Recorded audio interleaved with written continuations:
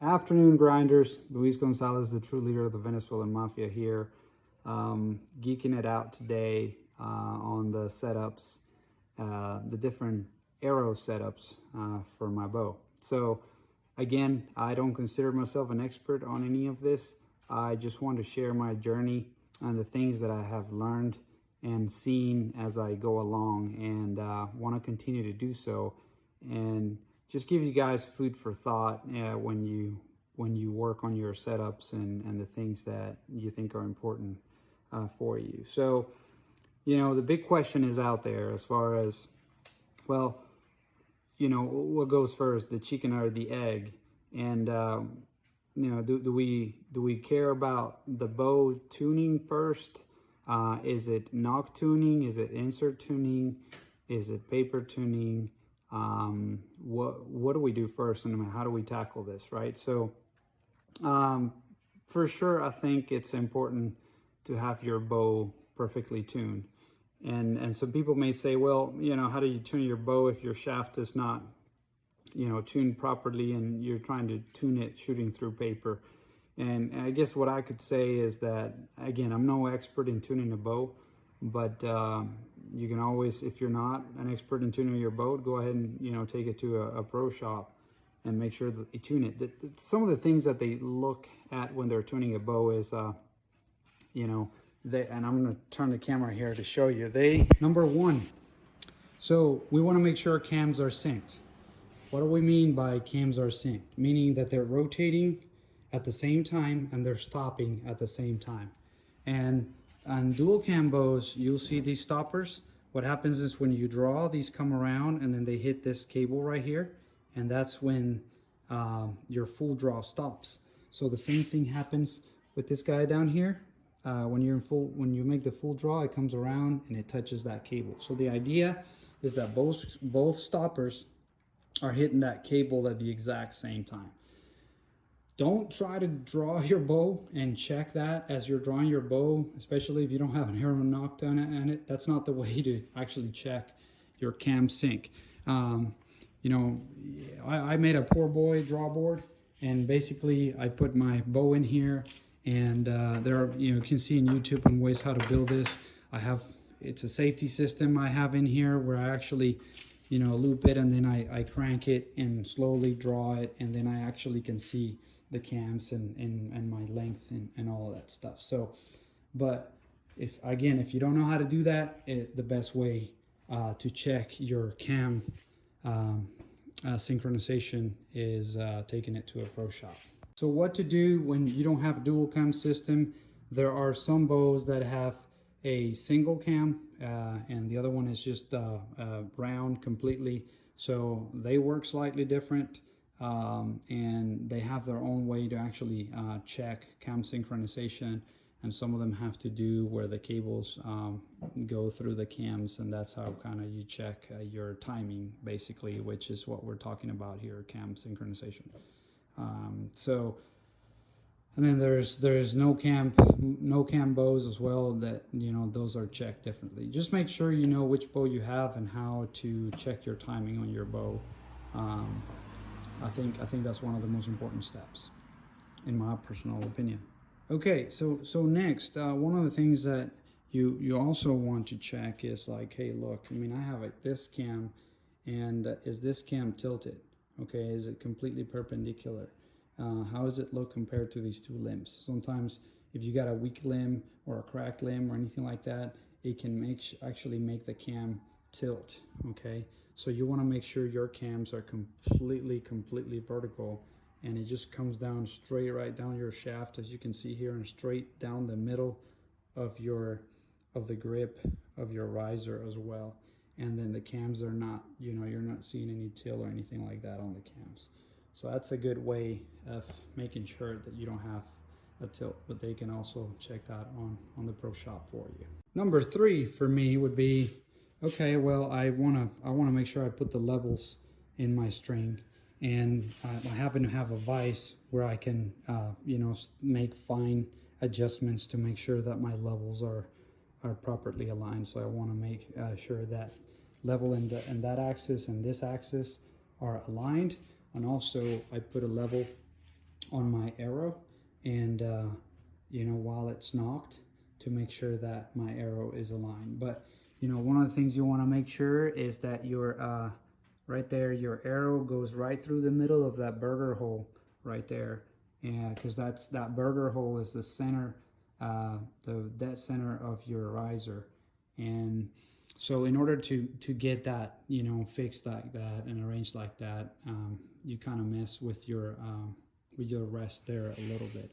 So with regards to rest tuning, again, there's a lot of literature online on how different people tune their rest. Generally, especially with this newer rests coming out on Matthews, on this particular bow, is about 3/4 of an inch from the edge of the riser here to the center of the arrow. But then as far as the height of the rest, you just want to make sure that, again, it's going right through the middle of that burger hole in there, and then that is completely level and straight. That way that gives you the middle point of your string here, and then that is completely aligned and level. But again, all of these things may change slightly depending on the type of bow that you have. So I highly recommend that if you're going to go online and look at YouTube videos and really understand your bow, just try to do, you know, look up videos that where they work with your bow specifically, because there can be differences. Okay, so your bow is perfectly tuned now. And what do we do next? So if you watched my previous video on hand loading your arrows and picking the right spine and tip weight for your arrow and how to build your arrow, you know that I landed with a very heavy arrow for my bow. Okay, my arrow weighs about 710 grains, and it took my bow, when it was shooting 70 pounds, from shooting 268, 270 feet per second, and it took about 20, 30 feet per second off of that.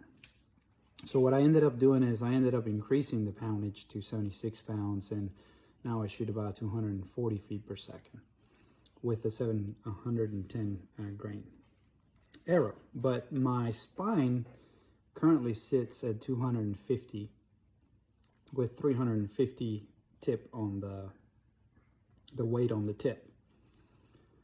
So my question was, well, the only one of the 12 factors of Dr. Ashby that I don't meet with my current arrow build is the fact that the shaft is not tapered. And I said, well, now I'm tickled, and I got the curiosity of testing taper shafts. So I went ahead and got me four different shafts, and I kept the 250 spine from Sirius Archery, which is the one I'm shooting now. It's done fabulous for me. And then I also went and said, okay, you know what? You know, talking to the guys at Sirius, they said, man, maybe you should try your 200 spine versus a 250. It may shoot better for you. So I went to get ahead and got me a 200 spine shaft from Sirius, the Apollo. And then also I went to the Grizzly stick site and got me two of the Momentum shafts. I got a 170 spine and a 240 spine. Those are taper shafts. And so I'm going to show you these shafts here real quick. So here are the four shafts that I use for this trial. And this is the Sirius Archery. As you can see, this is the 250 spine. And then I got me this one, which is the 200 spine, the Apollo. And then I got these two Momentum TDTs, and this one is the 170 spine. And this is the Momentum TDT 240 spine, as you can see here. The reason why you'd see different insert setups here is because obviously, you know, these guys come in with 75 grain inserts, and I had to kind of do some you know, innovation, let's call it that way, in order to make sure that all my my inserts weigh the same. So, and I had to put a sleeve on this one because I had to use an internal outsert system on this one. So what I wanted to make sure was that all my inserts were 100 grains. That way I knew exactly that 100 grains plus whatever field tip I wanted to use. So I went ahead and tested all of those, and these two are taper shafts. The two grizzly sticks are taper shafts. So I had to be careful how I cut them, how much I took from the back and to the front, because you know, my Nocks, if I didn't cut some from the back, there would be a big level here. The shaft would have been thicker than the Nock itself on this side. And then also is something that you have to keep in mind when you come this way, because the inserts on this lower spine are thinner than the inserts on the bigger spine. So something to keep in mind if you ever go with taper shafts. It may take a little bit more of thinking of how your setup, you know, how you want your setup to be. If you want to standardize to like 76 grains or something like that, and then, you know, work your tip weight, that's fine. Just keep that in mind. So I took all those and I shot them through paper. As you can see here, my setup, hoping that I never flatten a tire here with a bat shot, but I make sure I have a distance of about 22 feet, you know, to make sure that the arrow paradox straightens by the time it hits the paper. And I also want to make sure that I have enough clearance from the paper to my backstop to where that arrow is not going to hit and then wobble and make a false reading tear on the paper. So what I did is I shot each and every one of those with different field point weights. And as you can see here, I've got, this is a 150 grain, this is a 200 grain, this is a 225 grain, this is a 250 grain, this is a 275 grain, this is a 300 grain, and this is a 315 grain. So I shot each shaft with each one of these different fill tips through paper and logged it as you see here, right? But before that, I wanna walk you through the process of what happened here, as you can see with all these shots, right? So what happened here is called Nock tuning, and I'm going to explain that before I give you the results of what I found out with the 4 different shafts and the 4 different field point weights. So in my experience, and what I've found out, is that Nock tuning is extremely important, and it may have an impact in the readings that you're getting when you're shooting through paper. A lot of, you know, I've seen a lot of videos and stuff like that, and people talk about Nock tuning afterwards.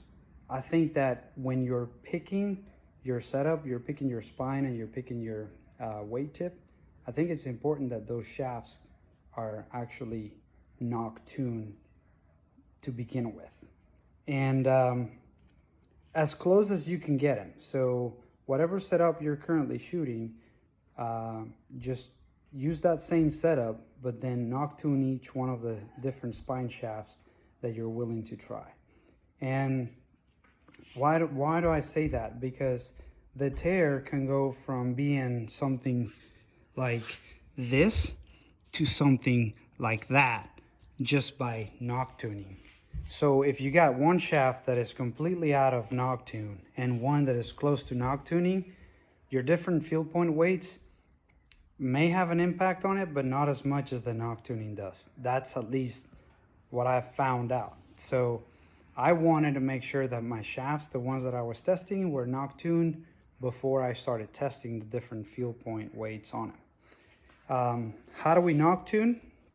If you look closely, what I do is I actually, at the very top where I nock it, I make a little mark like that with a Sharpie, okay? And then I start shooting through paper. And as I start shooting through paper, you know, I may start out with big tears like this, right? And what you do is, after the first shot, you slightly turn. Now you have that little nock point as a reference.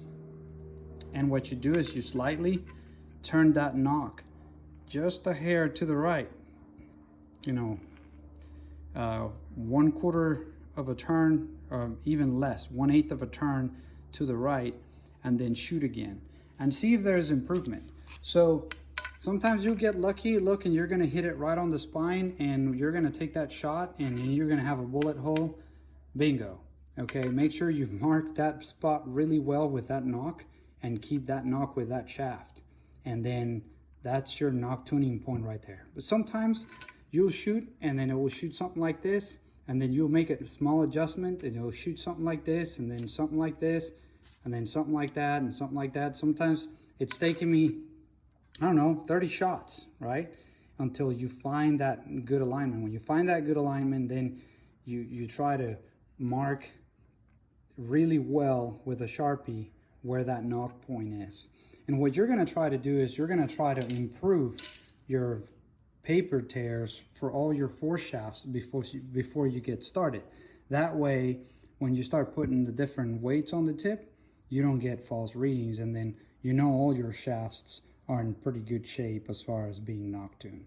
Okay, so one more thing before we go and try different field point weights on the tip of the arrow. When you put your inserts on the shafts with different spines that you're going to try, make sure that you do insert tuning, right? Again, a ton of videos online on how to do that, but as you can see here, this is a very long insert, so disregard that. It's just for the example. So this is an insert. What I did is I attached it to the broadhead, and then you put your insert in place.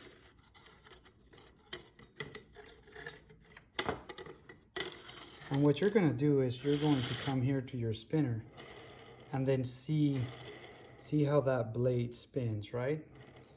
And then make sure, sometimes these inserts, if you move them a little bit and you spin, and now they have a little bit more of a wobble, right? So if you actually move them back, you find a better spot. That one still has a little bit of a wobble there. There it is, way better. So what you do is when you find that spot, you mark it with a Sharpie right there. And then I started using hot glue because it's easier to put on, and then you can also remove them later on. But what you want to do is you want to make sure that that insert is glued in, tuned with the broadhead to make sure that that insert is aligned, and also helps you not to get false readings. Okay, so what was my objective with all of this? Luis, so you figured out you have a 710 grain arrow and you're shooting it with, you know, your 76-pound bow, and it's 240 feet per second, and you're getting 2 holes every time you shoot an animal, and you're shooting through thick animals, and your arrows are performing great, and you're happy with your setup. Yeah. So what are you trying to do? What are you trying to prove? Well, 2 things, right? I mean, I wanted to try different shafts, see if I could, you know, have one of those taper shafts work for me. I've never tried a taper shaft before, so I wanted to see how those performed in the test. And 2, I wanted to see if I could get away with an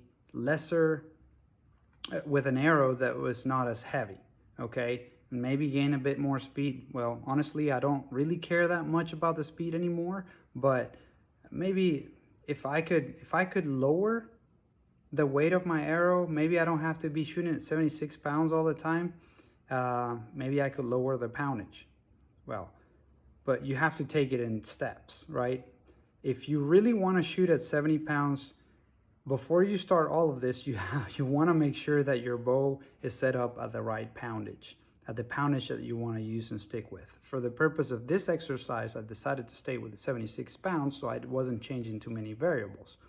And then I could test different shafts And then I could see if I could get away, instead of a 350 grain weight on the tip of the arrow, I wanted to see if I could get away with a 300 grain. So taking 50 grains off.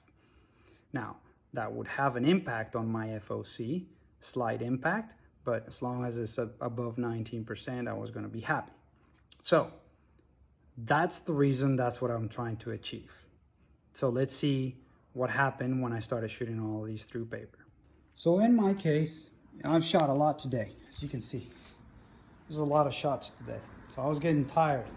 I decided, okay, I know that my answer is probably my old setup, 250 spine with 150 and 200 grain, the 170 spine with 150 through 225, and the 200 spine again 150 through 225. So what I'm going to do tomorrow is concentrate on those three field tip weights, 150, 225, 200, and 225 for these three spines, and then, you know, take a look again and see exactly which one is the one that is performing better. So another thing to consider, guys, very important to have a very good form and maintain that form as you shoot all these shafts through paper, because bad posture, bad form, too much pressure on the string with your nose at full draw, not gripping your riser properly, you know, punching your trigger, all of that stuff can give you false readings when you're shooting bare shaft. You don't have the fletchings out there to help you out, correct those defects, right? So as you shoot many of these, you get tired. And as you get tired, you start messing with your form and then start getting weird results. So one of the things I advise is, like, if you're about to do this, what I've done, take your time. Don't do it all in one day. You know, take a couple of days of doing it. Take warm-up shots before you start doing it. That way you get accurate readings. Otherwise, all you've done is for nothing. Good morning. New day today. And as I mentioned yesterday, today I narrowed down my test to 3 shafts instead of the 4 that we had originally. We have the tapered Momentum TDT by Grizzly Stick, 170 grain. We have the 2 Apollos, and this one is the 200 grain, the 200 spine, and this one is the 250 spine. They all have the same length, and they all have the same configuration as far as the insert weight. They all are set up to have 100 grains. One way or another, I had to figure it out based on the external diameters. So what I'm going to do today is I'm going to shoot those 3 shafts with 3 different weights that we talked about yesterday. So the 150 grain, the 200 grain, and the 225 grain. Those are the 3 that showed better performance through paper. So I'm going to, you know, that's a total of 9 shots. Fresher today. I'm going to stretch a little bit and then going to go ahead and start shooting and show you the results.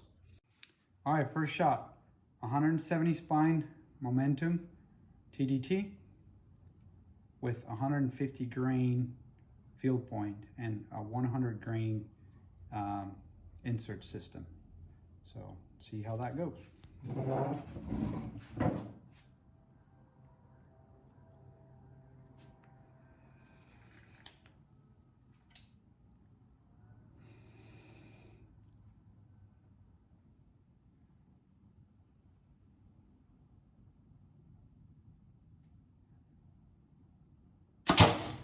Okay, so done shooting all 3 with the 170 spine. We got a little bit of tear. Looks like the 150 grain tip works a little better with the 170 spine. So now I'm gonna shoot the 200 spine Apollo Sirius shaft.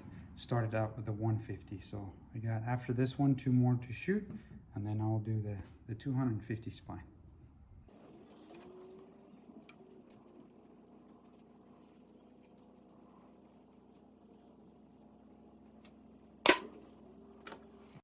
All right, looks like the 200 spine shot really well. It seems to like the 200 grain fill tip better. So I think so far the 200 spine seems to be outperforming the 170 for me. I'm going to now try the 250, which was my original setup. I used to have the 250 at a spine with actually 250 weight on the tip, but now I'm concentrated between 150 and 225 based on the results, 150 grain. So it's my first shot, 250 spine with 150 grain fill tip. We'll see how it goes.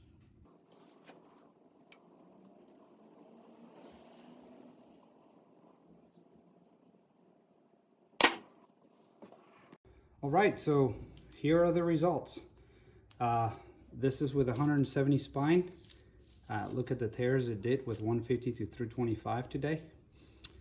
With a 200 spine, they looked in general way better than the other two. The 250 spine improved as I increased the weight a little bit. And this kind of makes sense because I used to shoot a 250 here with a 250.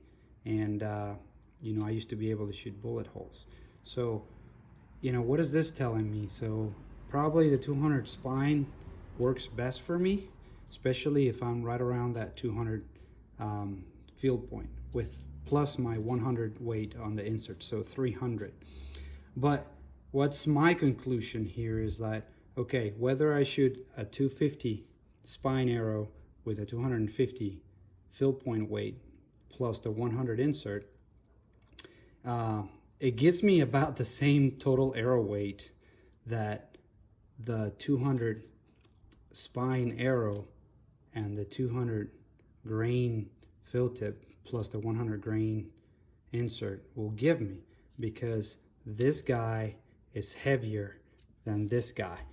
So in essence, I'll be taking about 50 grains off of my the tip of the arrow and actually distributing those 40 grains, 40 of those 50 throughout the length of the shaft. So, you know, what is that going to do?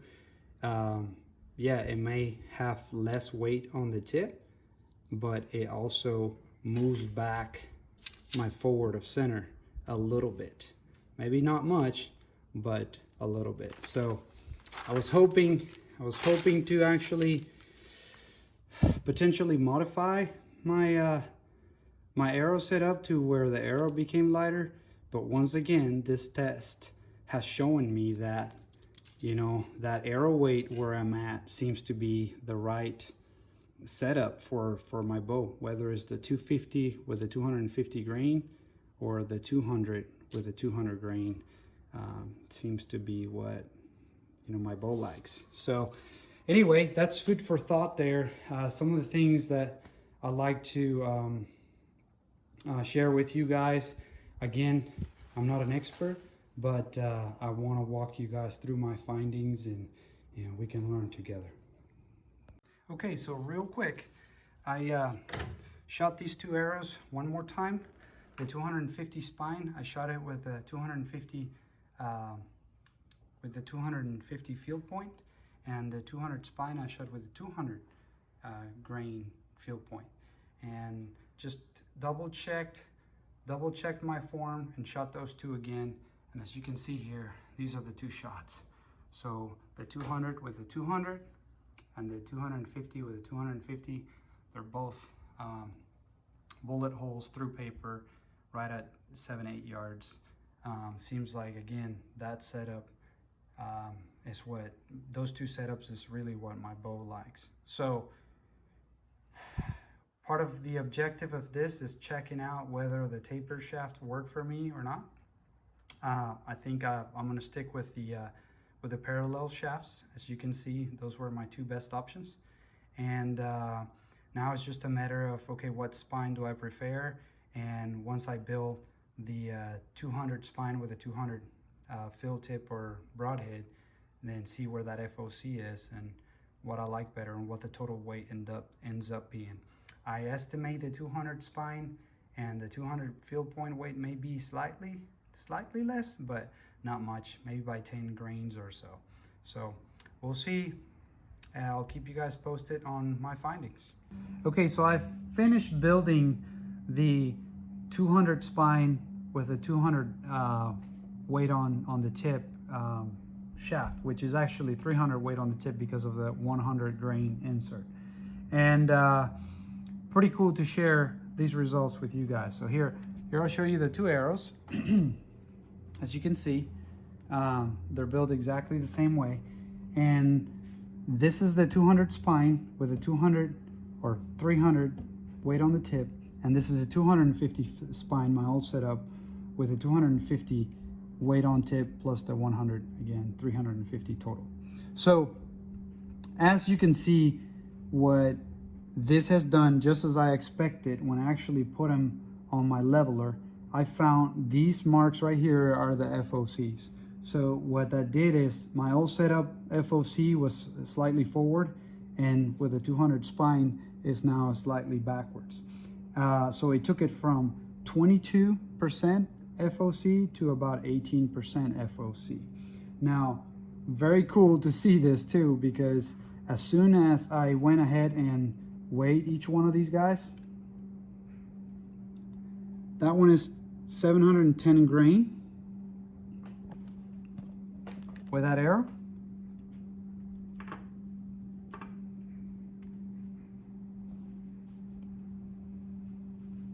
Look at that, right at 710 grain as well.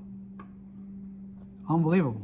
So I mean, they're both exactly 710 grain, which means that it doesn't have an effect on my setup. I could use either or. Total arrow weight is the same.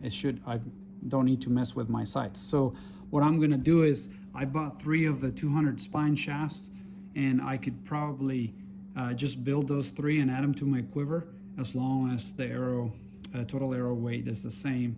So long short, my objective of trying to lower the total weight of my arrow is complete failure, because once again the test told me that that's the weight that in general, that's the tip weight and everything that my bow likes at 76 pounds. So yeah, that's where it's at. It's also interesting because one of the things I noticed was that the 170 spine performed better with the lower tip weights, which also works with the math. It seems like, okay, the shaft was heavier, so it was working better with lower tip weights.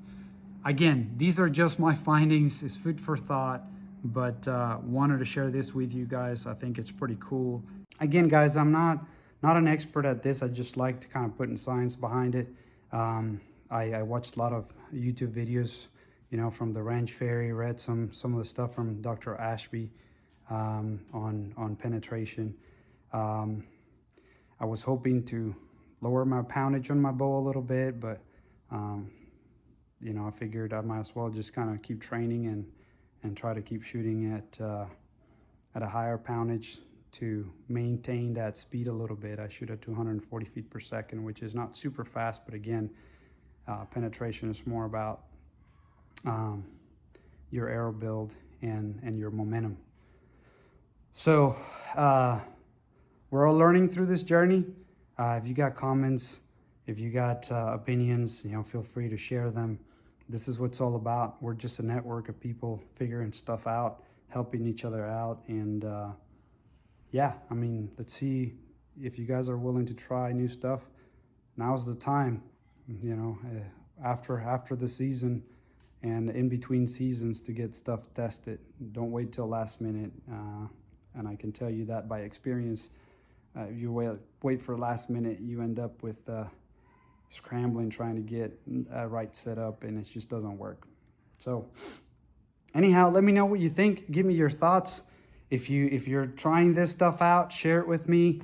Let's all get better at it. So, true grinders, thank you for the support. Y'all be good.